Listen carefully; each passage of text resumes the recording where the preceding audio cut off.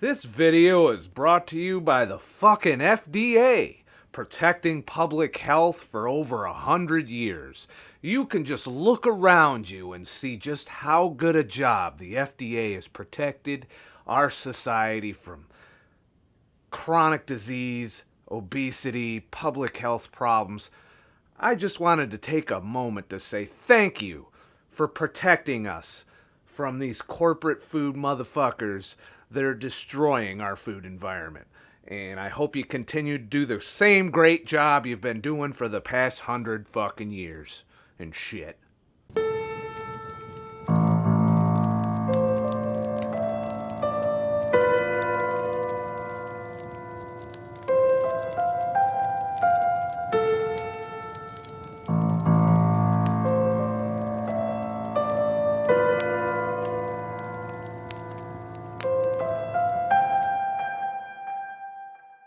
It's a great day. We're going to learn about why one of the most favoritist fucking foods, is favoritist a fucking word? I don't know that favoritist is a word, but it's probably because I ate this shit for so many years that I can't come up with better fucking words. I think it was last week I put out the video on why grain isn't going anywhere. Well, grain isn't going anywhere because, like I said in that video, it does provide urban and poor areas with much needed calories that otherwise might not be available.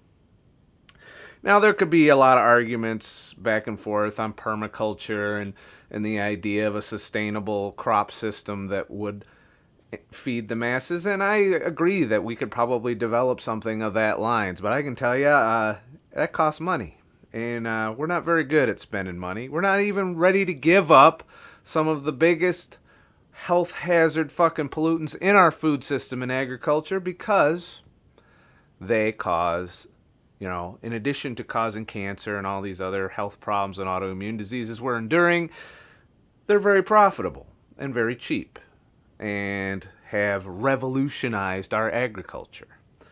So let's get down to the top 10. Because, it's clickbaity to have a fucking top 10 video. You gotta put out clickbait if you're gonna be a successful fucking YouTuber, and that's exactly what this is. And I don't want to get into the whole why I'm pissed at the FDA thing. We'll get into that in another video, but I'm a little bit triggered right now just on, the complete lack of protection that they've offered us.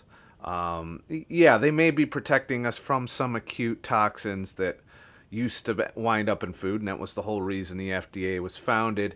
But overall, against long-term chronic illness, they have done jack and shit to protect us. In fact, I would argue that a lot of chronic disease exists because we had these fucked up food guidelines with the food pyramid that had grain is the biggest component. You remember that? That's what I grew up on. That's why I'm the healthiest motherfucker on the planet today, right? So, I decided to come up with a top 10 list because I figured, why the fuck not? This is the top 10 reasons why you should keep grain the fuck out of your diet. You should not eat it. You should not eat any grain products. I hate to break it to you. It will probably eliminate about 80 to 90% of the products in the grocery store that you buy every fucking day. If you're keto, you've probably kind of done most of this, but you can still have grain in your diet and be keto and stay within your carb limit. And I don't advise it because you're not going to fix some of the damage you've wrought over the years to your system if you keep introducing these same poisons. And it only takes a small amount of bread or grain to keep your shit broke. And if you want to fix it, you got to get rid of the shit. But we'll get into a little bit of prevention at the end of the video. Let's just get through some of the root causes of why a lot of you are out here seeking this information, trying to get healthy, why keto is becoming popular, and it really has nothing to do with just the weight loss. I mean, yeah, you get weight loss out of the deal, but a lot of people realize they feel better, and one of the reasons they feel better is they're cutting down drastically or eliminating grain from their diet entirely. So there's that. Now I can tell you there have been versions of my keto diet which did include a small amount of grain in the form of granola, which I was allowed to have, that got under my carb limit. And I can tell you I also broke out in hives and felt like shit and had autoimmune problems as a result of that grain. This is from experience. I take the grain out, I get fucking better. I'm not allergic to shit. I don't break out in hives. I put the grain in, I get bloated, inflamed, and my body just starts going fucking haywire with the allergies again. It's a pretty simple way to figure out that grain sucks. And every single one of you that may be experiencing symptoms can do this same self-experiment. It's not going to hurt you to take grain out of your diet for 30 to 60 days. I would advise 6 months before reintroducing grain. But I'm a little extreme, and that's kind of how I roll. But, you know, in the end, it's up to you to figure this shit out for yourself. Number 10, insulin resistance. As we fuck up our system with all of this added sugar and fructose, as we take the fiber out of our fruit and create big, huge, fucking monstrous glasses of juice, which are essentially just fructose in a glass, and we assault our liver and destroy our liver, and we cause fatty liver disease as a result, and we up our insulin resistance, and our fasting insulin levels start to rise and surpass our pancreas's ability to produce insulin. You know, we've already fucked up with the sugar. So now we're going to go ahead and eat a product that is high in calories that will raise our blood sugar dramatically. Grain. And further contribute to the problem. Not to mention that we're going to do so in the form of refined grain, in which we bleach the shit, and it's been shown that bleach can damage your pancreas. But we're eating that fucking bleached ass shit. Not to mention that a lot of your restaurants sanitize shit with bleach water. Did you know that? I knew that. I used to work at Burger King and Arby's. Those are great fucking times, wasn't it? And you know what? That shit is hurting your pancreas, which produces the insulin, essentially contributing to your debilitation, which leads to diabetes, prediabetes, chronic disease, and illness. And also contributing to this chronic inflammation that you have going on that you're already getting just from the fructose overexposure causing fatty liver. And this inflammation, just we're just fucking our bodies up to no end with our diets. And that's number 10 is you're adding wood or you're throwing charcoal into the fire, and that fire is going to burn hotter if you're eating grain. But this is probably one of the least pervasive destructive symptoms of eating grain. And for a great part of human history, you know, early agriculture and so on, before we started adding chemicals and pesticides, before we started using petroleum products to fertilize our soil, and before we started genetically modifying our grains so that they yield more seeds and less stalks, I would say that we've probably done a lot of things that make grain essentially a processed food at this point, right out of the ground. Number 9. Now, some people will think this is a tinfoil hat symptom, but it is verifiable. Leaky gut. Leaky gut is why you have allergies. In fact, I would argue that it is very rare for a person to have any kind of autoimmune illness without first getting leaky gut. And given how we were fed as children and how we still feed our children today, it's not without reason to figure out that they're going to be filled with autoimmune illness going through their life. And it is going to get worse. You have people that have never been gluten insensitive in their life, so to speak, or shown any symptoms that they know of, suddenly come down with celiac disease in their adult years. I wonder how the fuck that's happening. Well, we're going to get into that a little bit. But for the most part, leaky gut is one of the central things caused by almost every grain. There are natural contributing factors, and then we went and fucked it up even more. So leaky gut is a pretty important one. I ranked it at number 9 because it's essentially caused by almost every other thing I'm about to go over in this top 10 reasons why grain is a pile of shit list. And, other than a few like things like addiction and stuff, which we'll get into. What leaky gut is shit gets into your gut. And due to a few things in grain, it causes your gut lining, your protection, your skin that's inside your fucking throat and your mouth and all the way through your digestive system, protecting you from the outside world, becomes compromised, and proteins, bacteria, parasites, all kinds of bullshit just starts getting into your blood. Now it starts off small, like maybe some proteins that shouldn't be in your blood, that drive your fucking immune system nuts. And when your immune system goes nuts, you can manifest symptoms all over your fucking body. So leaky gut is not something to be ignored. It is the root cause of most autoimmune illnesses.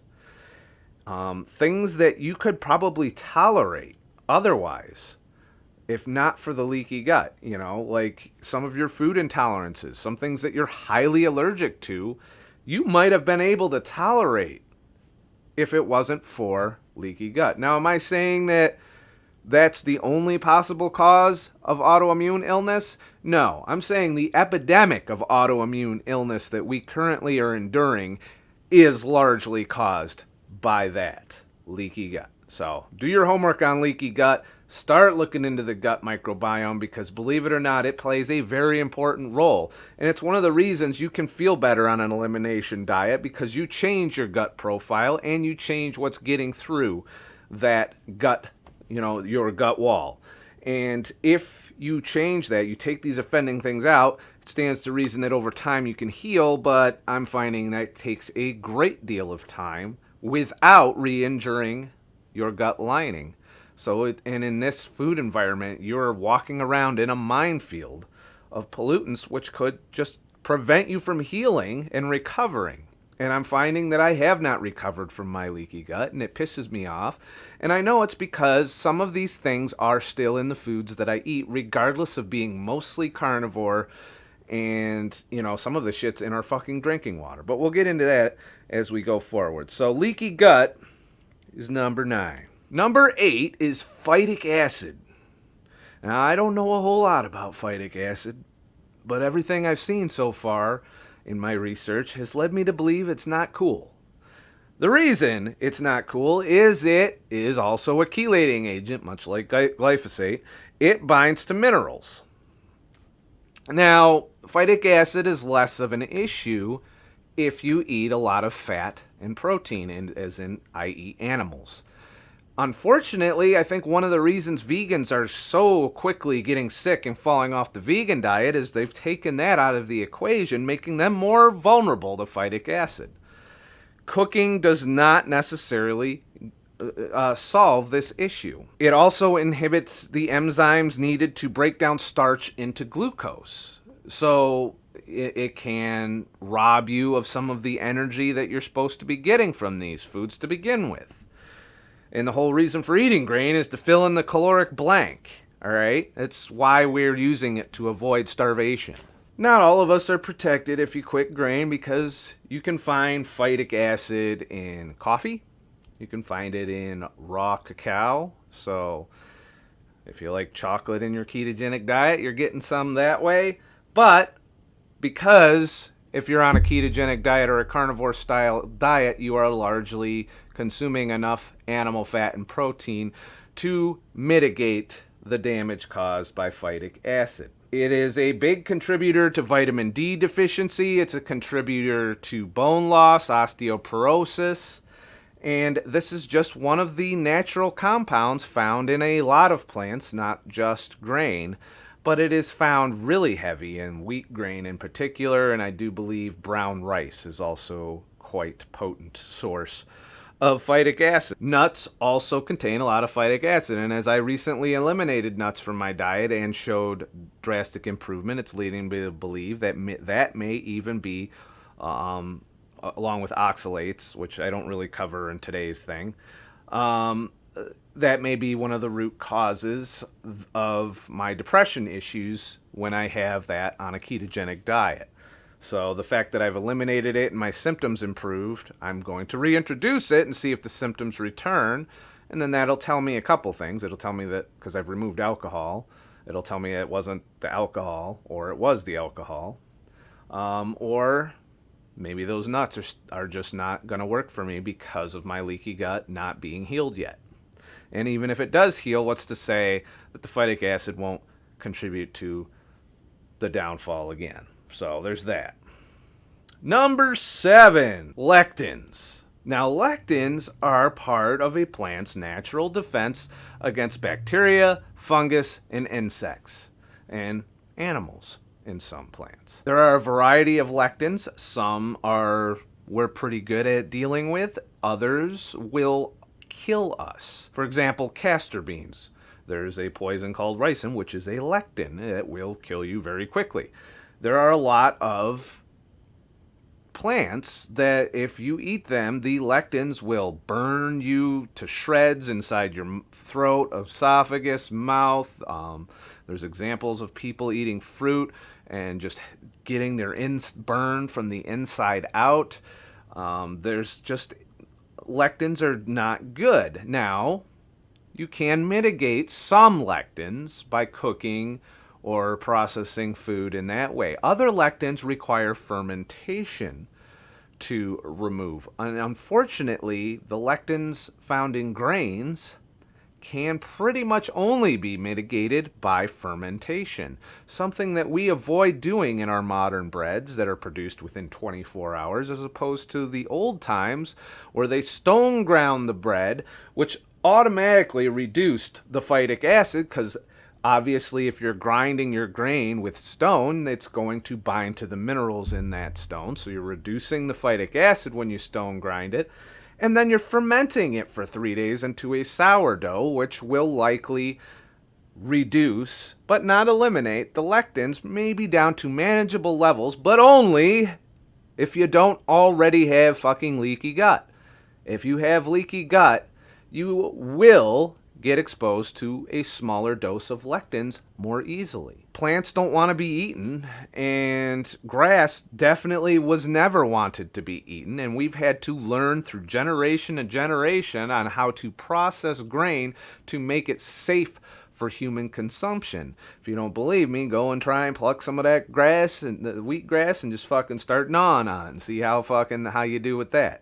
You're not going to do well. I don't suggest fucking doing that. Lectins cause inflammation in the gut. They weaken your gut lining, along with a bunch of other things that we're gonna go over here.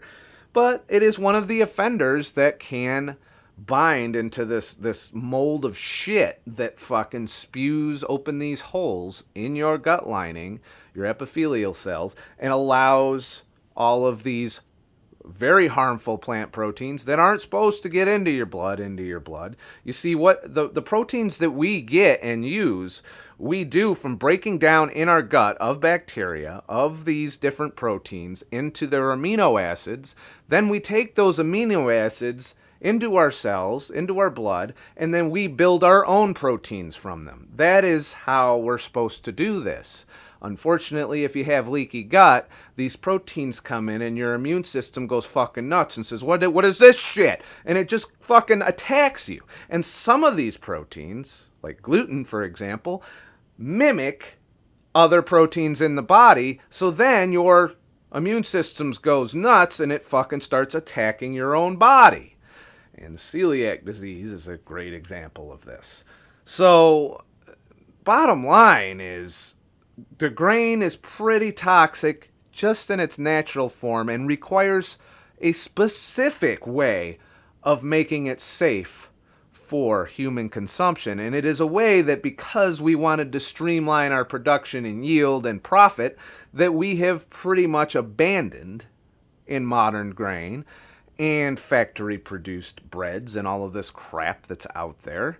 And modern flours and modern, everything is just fucked right now because we want more profit, more food, more money, more product. Sell. Fuck you and your health. I need to make a living, motherfucker. That's where we're at with why grain is a big pile of shit nowadays. Number 6, gluten. Yeah, we've all seen all the gluten-free fucking shit and the gluten marketing crap that's essentially crap at this point. Why? Because gluten is in all kinds of shit. All kinds. You know, there's gluten in fucking skincare products. There's gluten in hair products. There's gluten cross-contamination in gluten-free fucking foods. All right? You're getting exposed to gluten, and guess what? Gluten is a direct contributor to leaky gut as well. It binds in there. It attacks the mucus line of your gut wall. It is one of many things that can destroy your gut health. It's not the biggest offender. We're going to get the biggest offenders number 1 on this list. But I'll tell you that the reason people are having all these problems with gluten is because it is just part of a formula within modern grain that is destroying your gut health and your gut wall. And it is essentially, it's a plant protein. It's found in wheat, rye, and barley. Causes chronic inflammation, dermatitis, joint pain, reproductive problems, acid reflux, autoimmune disorders, and when combined with leaky gut can lead to celiac disease. Lectins are the key that let gluten into the bloodstream to wreak havoc. So, you know, we unlock the door and then glutens get in there, and essentially, as I've done more research, gluten and lectins kind of bind together at a point and cause this like perfect storm of bullshit that the autoimmune system has to attack, causing dramatic inflammation in the process. Other symptoms include hair loss, irritability, headaches, weight gain or loss, brain fog, fatigue, IBS, digestive issues, joint or bone pain, vitamin deficiency, abdominal pain, anxiety, or depression. I think that a lot of these symptoms may be attributable to some of the other things I'm listing here, but gluten's like the big bad guy right now. It was all gluten. It was fucking gluten's fault. None of the other shit, just gluten. That's not the case. The fact is, a lot of these symptoms are just part of the different things that are causing grain to be a fucking problem in our modern diet. Your gut bacteria. High grain diets can increase the amount of bad bacteria in your gut that can cause damage to the mucosal layer of your microvilli. As this is eroded and you continue to develop leaky gut, not only can bad bacteria, chemicals, pesticides, and allergens get into the blood, but bacteria can also leach nutrients from the body into the colon and often causing diarrhea. So not only is shit going into your blood, the bacteria is taking shit out of your blood. It's feeding off of you, essentially, and causing problems in that regard. I never knew that. That fucking, I took some notes for this one, trying to be smart and shit. Because I'm not an expert. So, your gut bacteria is very important. You're more of a host to that than anything else. Without gut bacteria, you die because you don't get everything you need. The gut bacteria has a symbiotic relation with you that provides certain nutrition, neurotransmitters, several very important elements, has a direct connection to your brain. That's why they call it the second brain. These organisms are protecting you at the same time. Now, if you don't take care of them, then you get bad bacteria overgrowth. You get problems. You get fungal overgrowth. You get parasites. You get a lot of issues that normally your gut bacteria would handle on its own for you. And in exchange for you giving them a nice little home to live in and feeding them, they provide you with some nutrition you need, some building blocks you need, some amino acids, some fatty acids. They take shit that you can't eat and convert it into fatty acids that you can use for energy. And there's this whole thing. Even, gluten and these lectins can be taken care of by healthy gut bacteria. And that's something that we know very little about. So I wouldn't say, well, yeah, I can have bread because my gut health is great. I don't think it quite works that way. I think the more you overconsume something like grain, the more you destroy your gut balance. And make no mistake, your gut bacteria has to be balanced a certain way, or you're going to have detrimental health problems, because that is one of your first lines of defense against the foods that you eat. And your gut bacteria protects you from a whole lot of shit. And if your gut bacteria is fucked up, you're almost guaranteed to have chronic disease, inflammation, health problems in general. And your defense to the outside world is only one cell thick. So it doesn't take much to destroy that. Number 4, GMO and chemical farming. Some chemicals used throughout history included DDT and arsenic. We have always been spraying chemicals ever since we brought along, pretty much post-war, agriculture, where we had all these chemicals of war and we wanted to still use them and remain profitable. So we found agricultural applications for these. And you can look back throughout history and see how we've allowed these corporations to destroy our food environment for profit. And our government has been complicit in this. You know, it's one of the reasons I'm pissed off at the FDA is in fact, there's evidence in court documented cases of collusion between the food industry and the FDA and the pharmaceutical industry and the FDA. And not to mention people with conflicts of interest being appointed to the FDA. It's ridiculous, really. And this is an agency that's supposed to protect us from this shit. So we've genetically modified our wheat to be really short stock. Now, we used to use all of the wheat. The stalks were given to livestock for food, you know. And then we took the seed and did all of the rest of the shit that we do with the seed. Now we've grown this little short shit that has hardly any of that. It has more room for more seeds. More phytic acid and more gluten and more of all of the bad things. We've basically increased our yield, our dosage of grain. That is why grain is in so much food. It's all over the place, and we eat it more than ever because we were told to reduce our fat. So where else can we get a lot of calories? Sugar and grain. And that is why it was the bottom of the food pyramid. It was to fill in the caloric gap left by taking fat out of the diet. It's that plain and simple.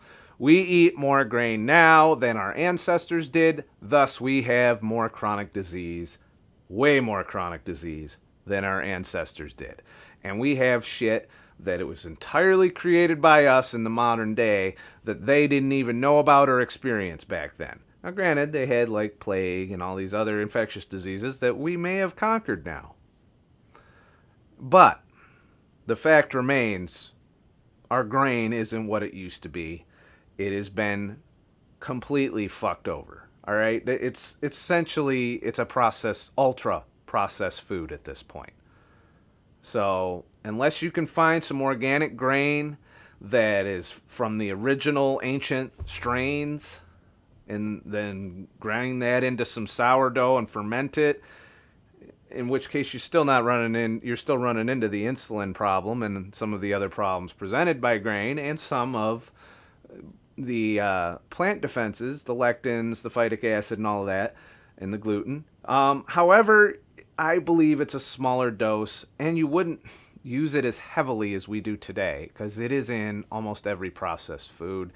You can't go to a restaurant without grain getting fucking shoved up your ass and all over the place. Breaded chicken, breaded this, breaded that. There's fucking croutons in your salad. They serve a nice big heaping bowl of bread. If you go out for an omelet, they got to give you the fucking toast.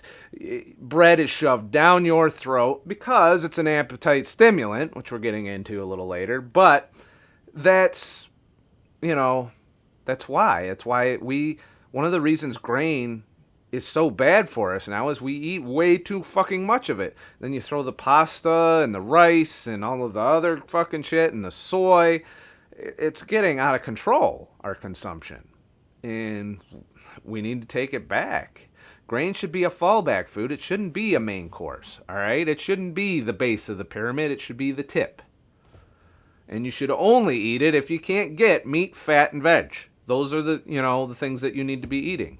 Another problem caused by this this industrial agriculture and chemical farming is the desertification of our soil. We are turning our soil into big fields of nothing. Soil is supposed to have a huge bacteria population, and we're doing everything we can to destroy that bacteria in the process. And we're using chemicals and petroleum to essentially fertilize the soil and allow our wheat to grow. Well, you know what that means? That means even less mineral. We got the phytic acid that is binding to minerals. We got the lectins that are clinging to our fucking gut while preventing mineral and vitamin absorption. And, we got all of these problems. So, and on top of that, we're destroying the soil so that there's less nutrition for the plant to pull out of it and give to you. And we're doing this not just for our grain crops. We're doing this across a wide variety of vegetable crops. And that's why when you read a fucking back of a label to figure out how much of your daily recommended fucking vitamins, notice I put that in quotes, right? That you're getting, you see you're not getting a whole lot from a lot of the shit you find in your healthy, organically labeled fucking shit all over the supermarket. Why? Because we've been destroying the soil for the past 100 years, and we're not changing that anytime soon. At least not yet. In addition, they spray hormones to help promote growth of wheat before. I mean, they spraying the shit out of these crops before you get to them. And these crops would not be able to grow otherwise. So these crops are unnatural to begin with. And the only way you can get a monoculture crop such as wheat or rye or any of these other crops to grow is by spraying shit, Monsanto piss, all over them, genetically modifying them to work with the Monsanto piss, and then putting it in your fucking Cheerios on your fucking breakfast cereal. And in all your fucking breads that are also filled with sugar in the process. I mean, really? Some of this is just appeals to common sense of shit that we shouldn't be doing with our food. But common sense goes out the fucking window when it comes to profit and the economy and our government. There's no common sense. There's all a motivation behind every single decision that seems to be made. And it fucking drives me up a wall. I mean, some of this is just stuff a kid could grasp. If you just gave them the facts, they'd be like, yeah, that's dumb. Yet our government seems to be justifying it in a lot of cases. It's fucking ridiculous. It really is. This is all just my opinion. Form your own opinion. Do your homework. Trust me, you'll probably come to a similar conclusion that I did here. So, number 3, addiction and overconsumption. Well, I kind of covered the overconsumption, but now you want to know if grain's addictive? Well, if you've quit grain like I have, then you've probably gone through a nice lengthy withdrawal period with all kinds of cravings and desires, and you don't have to dig far in my past to find the videos where I still consumed grain at the very least on cheat days. Sometimes I was all into just the fasting my way through this shit, and it didn't work out. It took a long time for me to overcome my addiction to grain. I would say it probably took a good solid 6 months of a grain-free diet to be completely devoid of all desire to eat grain, pasta, bread, and so on. It can be done, though. And I do not crave that shit anymore. At all. I can get by perfectly without it. No problem whatsoever. Sugar, there's times when I want some sweetness, and I tend to substitute to achieve that sweetness. So I'm not fully cured of that yet. But there may be reasons for that is yet to be fully grasped by my dumb ass. Eventually, you can overcome the grain addiction. So why is it fucking addicting, you might be asking? Well, it has some substrates that bind to your opiate receptors. Same thing that heroin binds to, and morphine, and fentanyl and, all these wonderful little fucking things that make you fucking high as fuck. Turns out it's okay for us to have a lot of grain in there. And you're addicted. It also causes endorphins to be produced, which make you happy. So that's why you love the bread and the pasta. That's why it's called comfort food. And because it blocks these opiate receptors, what ends up happening is it increases your appetite. Why? It's also blocking the leptin receptors. Leptin is how your fat tells your body you got enough fat and you need to stop fucking stuffing your face. Well, unfortunately, grain will increase your leptin resistance, causing you to not hear your fat cells saying, hey, dickhead, we got fucking 20 million fucking calories on here. We don't need to eat anymore. No. It makes you hungrier than you otherwise would be.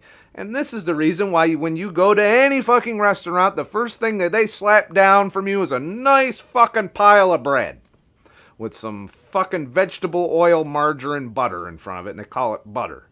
Often it's fake. It's cheaper to be fake. And if they're cutting that corner with the fat, imagine the corner that they could be cutting with the grain. It's known in the food industry that grain makes you hungry, and that is one of the reasons why it is in almost every processed food.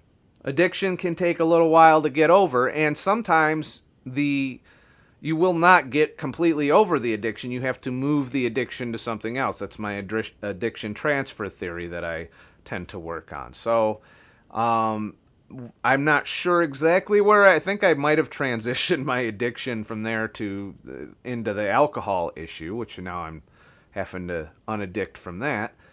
But overall, I am now able to go through our grain-filled environment, the bread, the cakes, the cookies, and all of the bullshit that's out there. And I'm able to walk by it and be like, I don't want to fucking eat that. I know that is completely bad for me. It helps to know what it does to you. And the more you look into this shit, you'll realize that your life is better without it. And the great thing that you can do today is remove grain for 6 months from your diet and see how you feel. Then reintroduce it and see how you feel. And I'm telling you, your body is going to communicate loud and clear on how much damage this shit is causing you.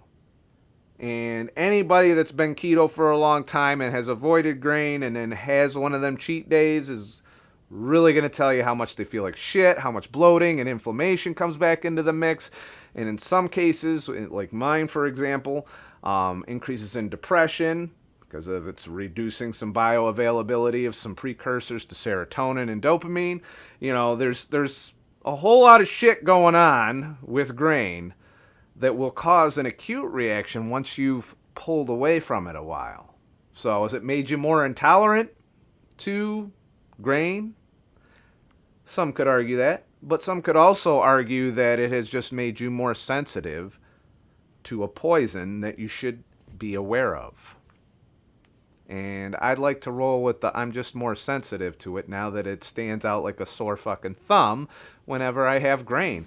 I have not been able to successfully eat grain on any cheat day without a negative side effect.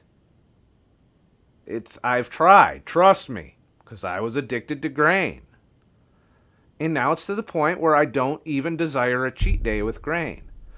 And just keep studying this stuff. And through self-experimentation, you can come to the same conclusion on why you need to get the fucking grain out of your life. So number 2, no fermentation. Most breads are produced rapidly, which keeps phytic acid and lectins intact. We have abandoned our ancient grain preparation and as a result have declined dramatically in health outcomes. There's no breakdown of proteins and gluten, which can contribute to leaky gut. So another argument for grain is, and why we used to eat it and we're having trouble with it now, is we just abandoned thousands of years of grain, of our use of grain.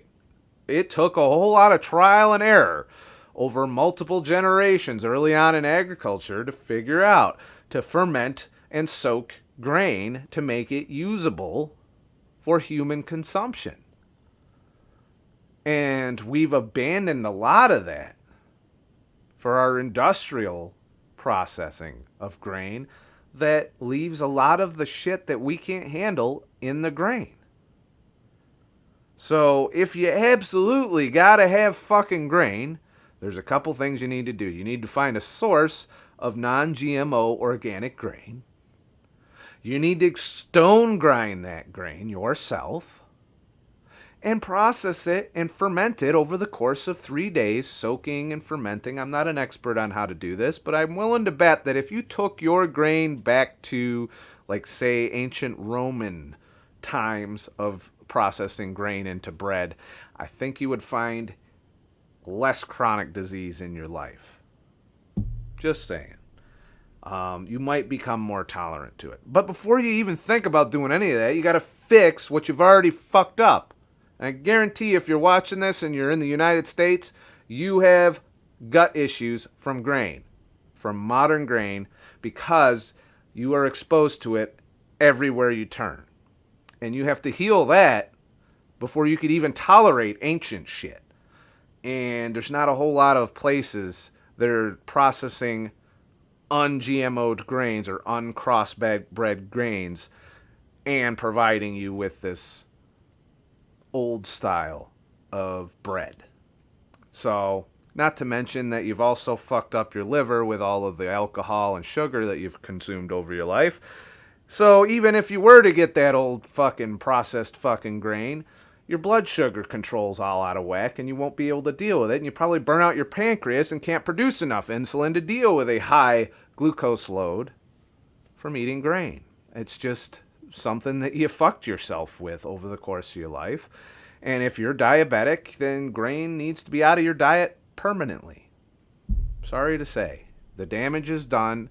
Your pancreas can't keep up with a high glucose load anymore. Straight, it doesn't heal that way. And I'm sad to say that, but it's the evidence that's been shown through people who have gone keto to manage their diabetes, that the minute you jump back in to anything that spikes your blood sugar skyrockets out of control because A, your pancreas is used to this low insulin situation, and it's already burnt out from before. It can't produce the insulin needed to drive your blood glucose down. So, you need to avoid the grain no matter what if you had any pre-diabetic condition. And as 75% of people in the United States probably have a high pre-diabetic level of insulin, as in they require 4 times the insulin that they used to just to keep their blood sugar in normal levels, I would say a great deal of people have been exhausting the shit out of their pancreas and need to really start thinking about how to prevent going over the edge, lest they condemn themselves to being keto for the rest of their lives just to avoid being on medication the rest of their lives. Those are your choices if you don't right the ship. Just because you don't fucking see your blood sugar going up now doesn't mean your insulin isn't sky high both when you eat and when you're at rest. When you're not eating, when your fasted insulin levels are above what a normal person's fed insulin levels are, you're in trouble. And if you don't right the ship then, you're going to go over the edge to where you have to use keto to stay in remission from diabetes. And, that's just a fact of life. You can't go part way and be keto for diabetes and expect it to cure you. You don't right the ship over time because you've done damage to your pancreas over time. You're doing 4 times as much insulin to block or to keep your blood sugar in the normal range. So, bottom line, if you're diabetic, you're fucked. You pretty much can't go back to grain. Grain's gone. Bye-bye grain. Or, hello pharmaceutical industry. And all the thousands of dollars it's going to take to supply you, only to just prolong your life and your misery long enough. Maybe 10 years before shit starts falling apart. Sometimes 20 years if you're really lucky. which leads me to the number one problem with grain today. The reason why even organic grain should be off your fucking menu, because this is not isolated to grain. Grain is very heavily measured. This is very heavily measured in grain, and that is glyphosate. Now, I've been screaming and yelling about glyphosate for over a year now. Ever since I became aware of it. Someone said, hey, dickhead, in the comments. Someone said, hey, what do you think about glyphosate? And I was like, I don't know, I fucking never heard nothing about that. So I started looking into it, and I was like, holy shit. This explains so much fucking bullshit that I can't even fucking keep up. So I just described a whole bunch of shit that destroys your gut health, that breaks through your gut lining, naturally, within modern grain, as it stands today, that we could probably solve if we went back to some of our old methods of preparing grain and bread that we don't currently do in modern grain. Leaving that aside, there is a component that it's like pouring gasoline on this fire, and that is glyphosate. Glyphosate is the main ingredient in the chemical Roundup, which has been used worldwide on damn near 90 to 95% of crops farmed in industrial agriculture today.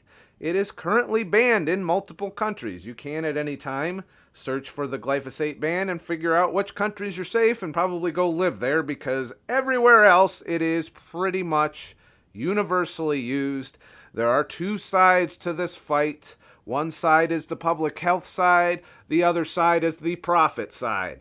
We can't grow shit without glyphosate. You would think that over the past 10,000 years we weren't able to feed the population with farming without fucking glyphosate. Somehow Monsanto and Bayer have convinced the world that it is impossible to produce food to sustain us without this chemical Monsanto piss all over our fucking food. It is ridiculous, the arguments that they're coming up with. We just can't afford to farm this way. No! Fuck you, alright? We've been farming that way for thousands of years. And I would rather go back to that than to put up with the chronic disease level we are seeing in today's numbers. Largely, I believe, this is my opinion, due to glyphosate as a whole. So, glyphosate, I have to write a lot of shit down because it does a lot of shit to you. First of all, glyphosate destroys the Shikimite pathway. Oh, you're like, well, I'm human. I don't have the Shikimite pathway. What the fuck is the Shikimite pathway? Fuck you and your Shikimite pathway. I want my fucking bread and my pizza and my beer, dickhead. The Shikimite pathway is used in two organisms on the planet. Plants. It disrupts it in plants, causing the plant to die. There's another very important organism that it affects them, but it doesn't affect us. We're good, right? Bacteria. That's right. The Shikimite pathway is part of bacteria. And what do you have more cells of in your body than human cells? Bacteria. You're a host. You're a walking sack of bacteria. And if you don't take care of that bacteria, you fucking die. It's that simple. So, we're taking something that kills bacteria. It's even patented as an antibiotic for this reason. And kills plants. But we don't have the Shikimite pathway, so we're good as humans. You can just fucking drink the glyphosate. You'll be fine. Of course, your entire gut will be dead, but you know, can't make an omelet without breaking some fucking eggs. Somehow in our brilliance, we have forgotten that bacteria are pretty much the foundation on which we are built. Not only in ourselves, but our plants as well. Sorry, I hit the mic. Our plants rely on the bacteria in the soil to provide the nutrition the plant needs to grow. So when we're dousing it with glyphosate, we're destroying that environment completely. That goes back to the environmental concern where we are destroying the soil, because the soil is a living organism with lots of bacteria in it, along with minerals. What else does glyphosate do? It binds to minerals, just like phytic acid, only worse. It was patented originally to clean pipes out and get rid of mineral deposits. Did a pretty good fucking job. And they were like, well, we got a lot of this shit. How do we let's see what it does to plants. Somebody spilled some somewhere on somebody's lawn and it ended up, oh shit, it's time that we use this in agriculture.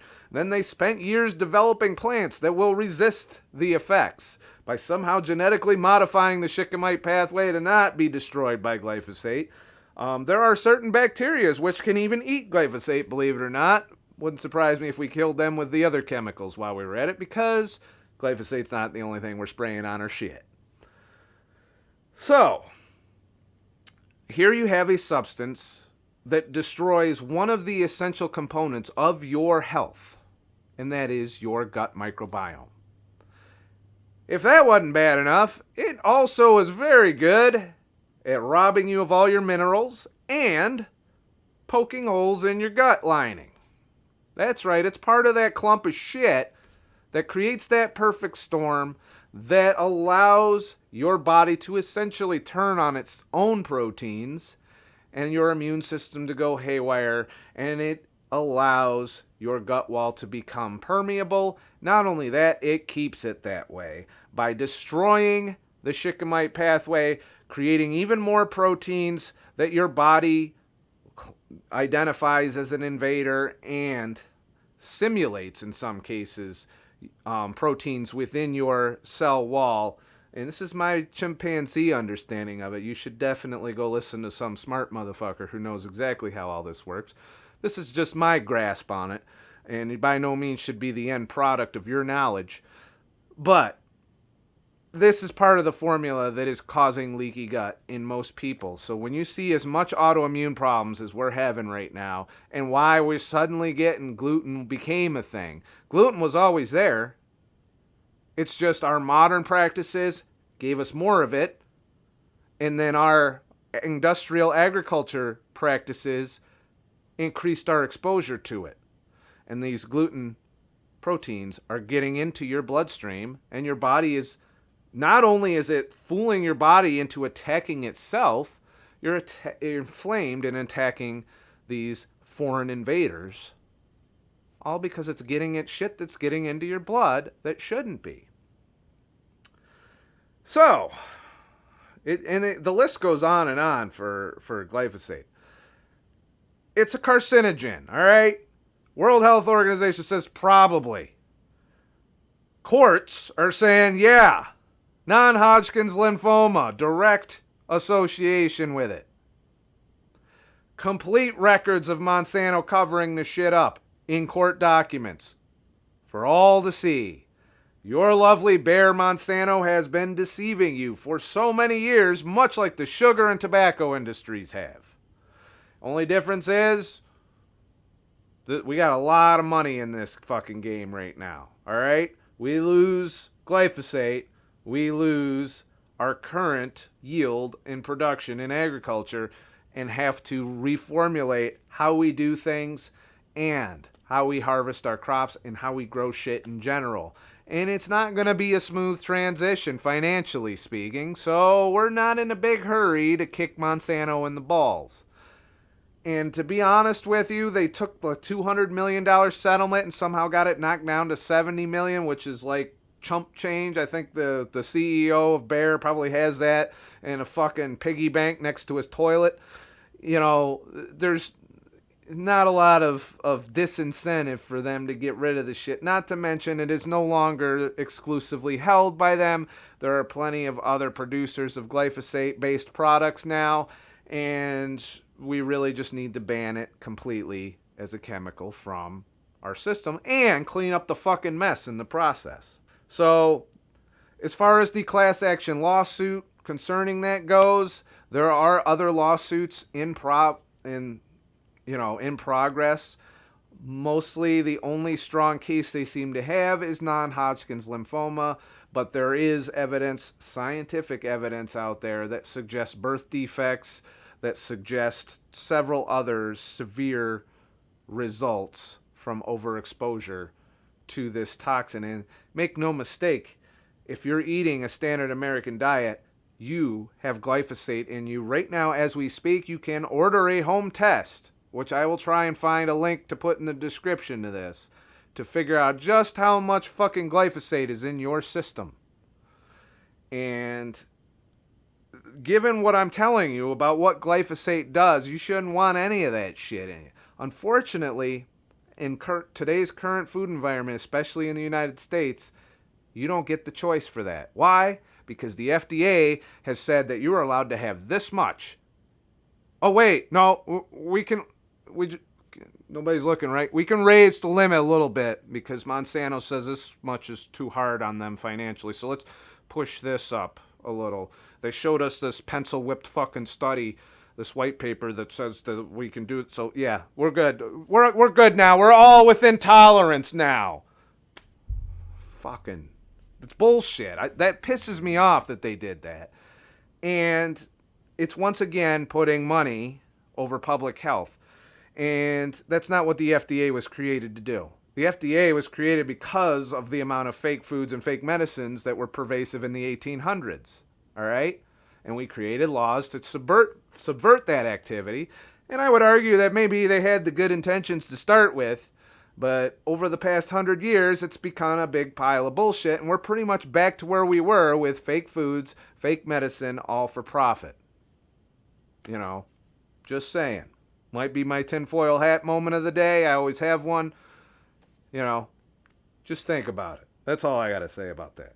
Another problem with destroying the bacteria in your gut and the Shikimite pathway is there's a great, and this is very important to me in particular, because that's why I've done the carnivore diet and the elimination style diet, largely based on what I'm about to tell you. And that is, bacteria provide a lot of neurotransmitters and a lot of substrates that are used as building blocks for serotonin, dopamine, and various other important ways, melatonin, you know, related to sleep, that control your mood in general.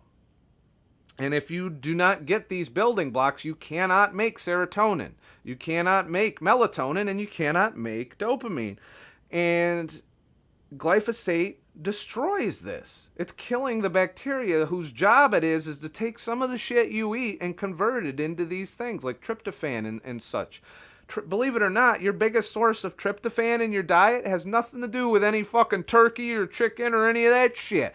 Your gut bacteria produces it from things that it's eating and gives it to you. So there you go. Thanks for letting me live in, you dickhead. Now could you stop poisoning me every fucking day? It's where we're at with this. We're literally depressed and falling apart at the seams. Suicides are way up. People are fucking... Never have they been more miserable than they are today. You see it everywhere. Everywhere. People are pissed off, miserable, and unhappy as fuck. And it's not because their life sucks. Because a lot of people have really good lives that they don't even fucking know that they have good lives. Why? Because they can't make these neurotransmitters that allow them to feel pleasure. Allow them to feel happy.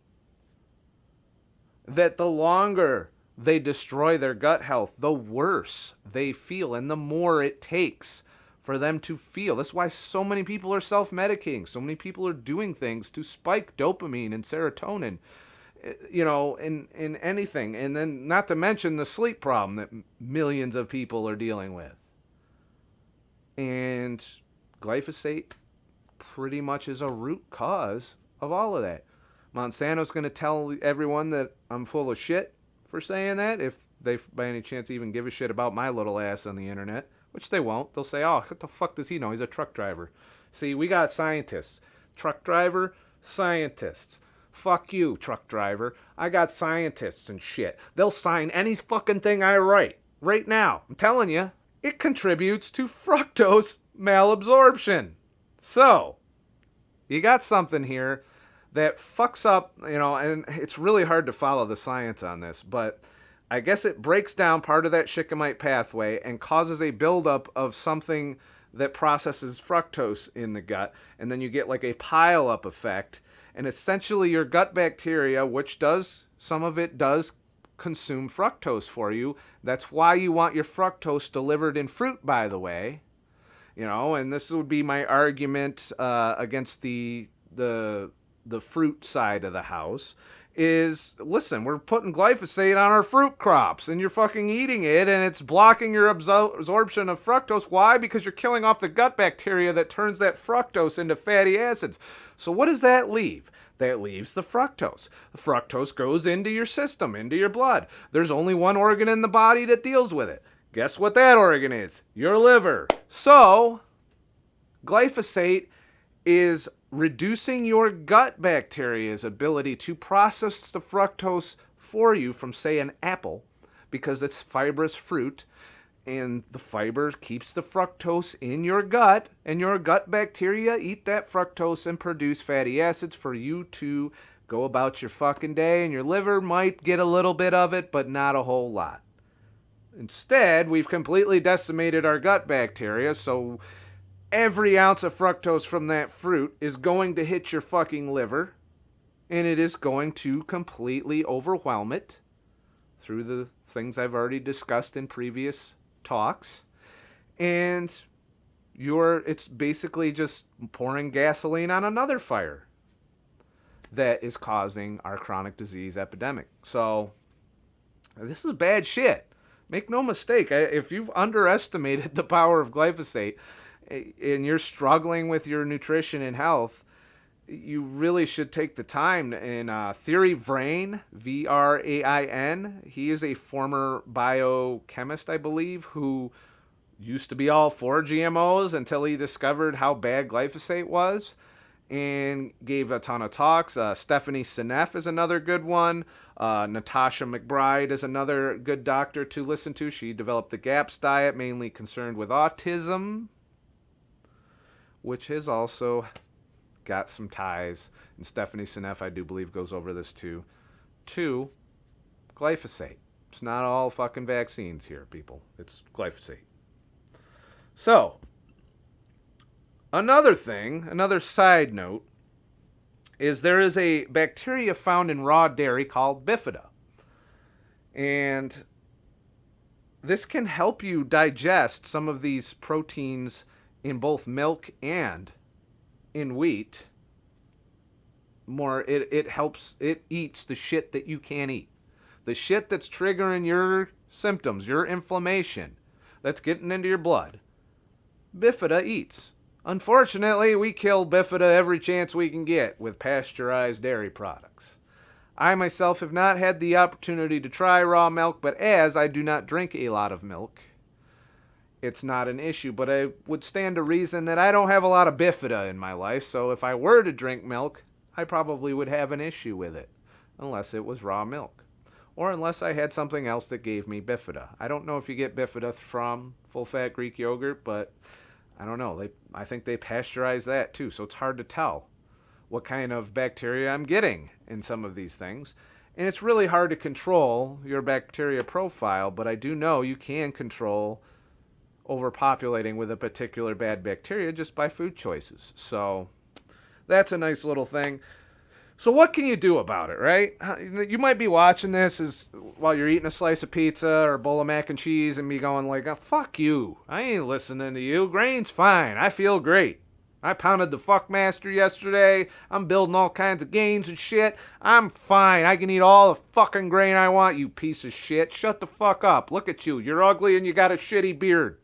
Your beard used to be so much longer and better, and now it's just a big pile of horse shit on your fucking face. Looks like a bunch of pubes and shit. I understand. I do. I get it. You're sitting there, you're like, why the fuck am I giving my grain up? And it's because you haven't hit the wall yet. You're going to hit the wall. It's coming. Enjoy the wall that you will hit. Might be later in life. Maybe you'll get lucky and make it to 70 before you hit the wall. But the wall's coming.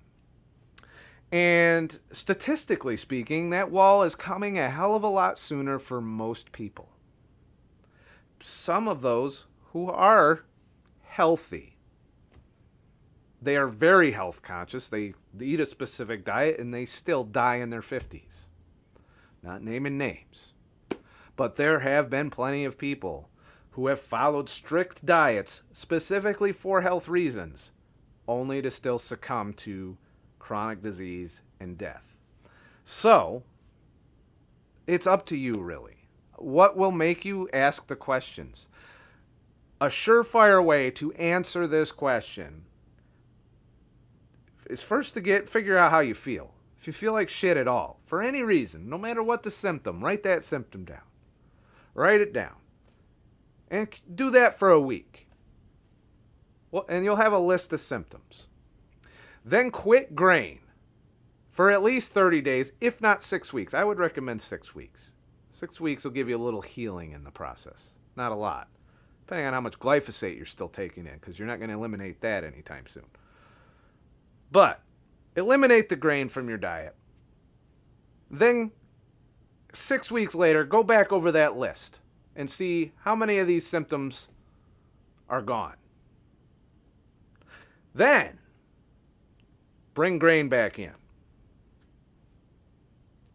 Then write down your symptoms again a week later. It won't even take a week, probably. You might even notice it the next day. But you can wait a couple weeks. Have a couple week fucking cheat. And make note of all your symptoms again. Oh, broke out in hives. Oh, gained fucking 8, 10, 15, 20 pounds. Bloated as fuck. Digestive system shit. Headaches. Note the symptoms that return. And then just to be sure, give grain up for another 30 to 60 days.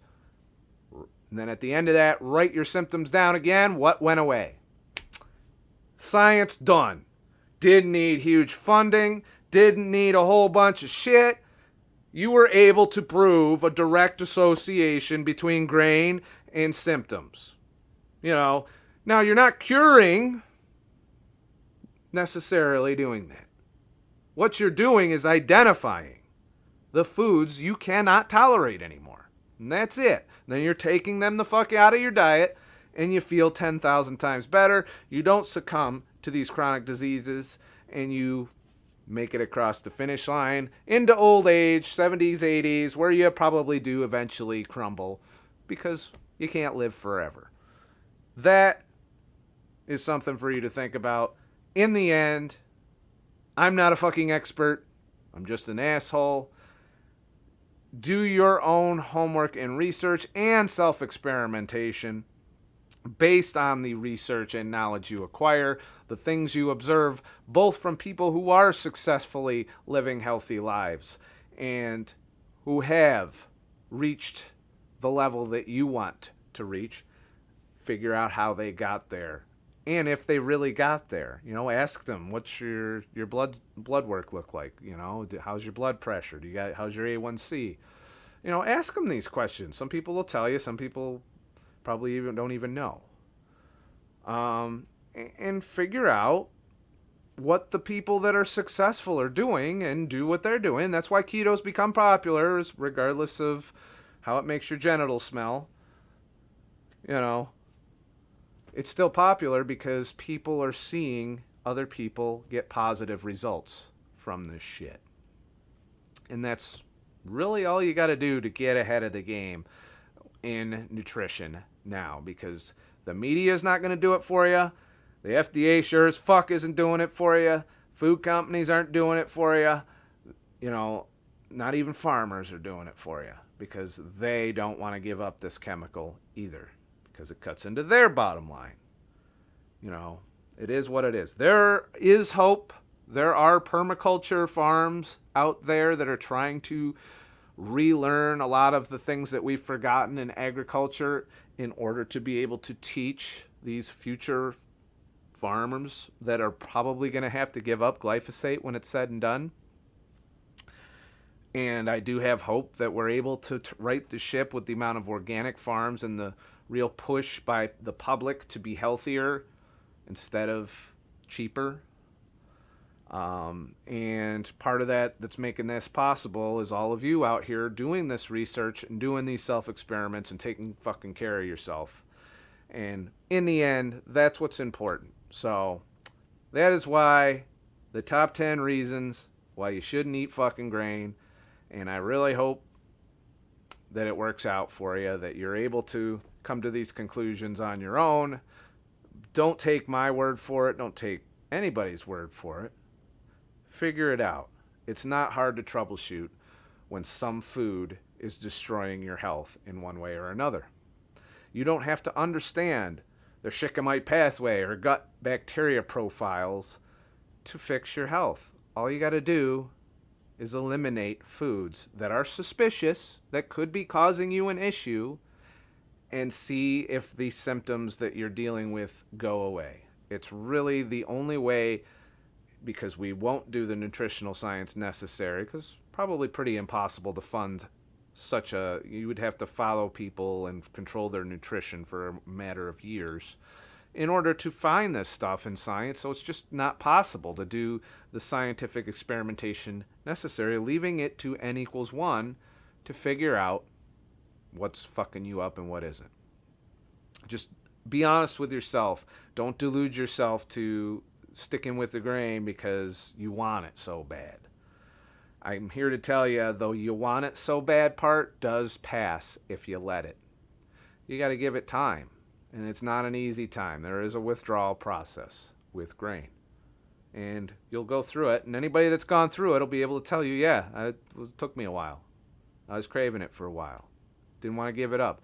I was making every excuse in the book to have a fucking cheat day back then. And a lot of you I see in the comments are still doing that. You're still making every excuse in the book to have that cheat day. And then some of you just go off the wagon for weeks on end. And the reason has really to do with the addiction component. And my suggestion is to try and find another addiction to transfer that addiction to. You're still going to want that dopamine hit. Get it from somewhere else. Somewhere that isn't going to destroy your long-term health. That's my opinion and shit.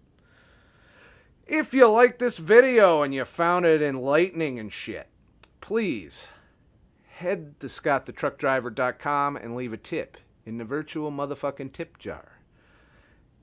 You know. Also, I do a weekly podcast. I plan on doing it on glyphosate as an update to where we stand with things this Friday. So that will be available for $5 a download.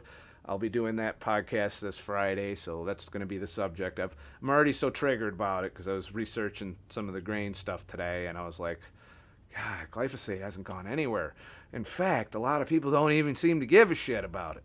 So I want to kind of raise some awareness on it in the next few weeks with videos, because a lot of new people have come into the sphere of keto, and I want people to understand that keto will help you a lot. Understanding your body will help you even more, and understanding what foods, even in a ketogenic diet environment, can cause you problems. And it's a little different for everyone based on their damage and their environment. So, yeah, that's what's going to happen. The podcast you can get through ScottTheTruckDriver.com. You can follow me on Minds. I'm Scott the Truck Driver on there. It's pretty consistent, my branding all over the fucking place. And I do post to that fairly regularly, not on weekends usually. Please like and subscribe for more shit, and I'll make some more shit. And fuck. So I was a little fired up today. I'm sorry. But a lot of you were like, no, you can't have grain. I've acknowledged that on that other video. And I just want to say that the purpose of that video wasn't to justify grain. You know, but I'm right there with you, and the grain needs to go, or at the very least needs to take a step back to its ancient ancestors, which unfortunately is more expensive to produce, more labor intensive, more time consuming, and probably not going to fucking happen anytime soon. So the best thing really is to get rid of it, because guess what? You'll survive just fine. You don't need grain. Grain is not essential unless you can't get meat and fat. That's it.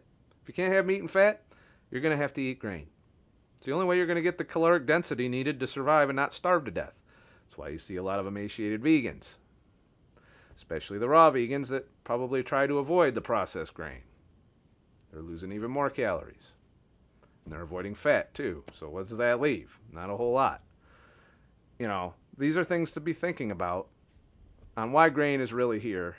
And yes, if the shit hit the fan and I had no choice but to eat the fucking grain that's available to me, then I probably would eat it. But I wouldn't be happy about it because I would know exactly what it's doing to me. Especially once that first fucking severe depression hits, along with the hives that I'm probably going to break out in. You know, and if I have to do that in order to not die, then so be it. But right now, I don't have to live that way, and I'm not going to. And you shouldn't either. And neither should your kids. I want to get to that topic too.